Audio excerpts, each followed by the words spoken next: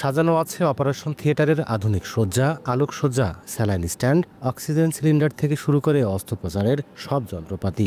শুধু নেই চিকিৎসক ও অ্যানেস্থেসিয়া বিশেষজ্ঞ। ঝিনাইদহের মহেশপুর উপজেলা স্বাস্থ্য কমপ্লেক্সে গত 1 বছর ধরে বন্ধ সিজারিয়ান অপারেশন।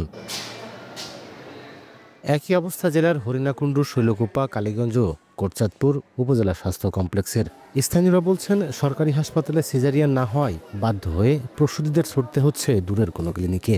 এতে অর্থ অপচয়ের পাশাপাশি স্বাস্থ্য ঝুঁকিতে রোগীরা। যদি এখান থেকে সিজার হয় তো অল্প কিছুতেই হয়ে যায়। এখন আমাকে ঝিনাইদহ গেলি কি অথবা কিনিলি গেলি অনেক 20-25 হাজার টাকা লাগবে।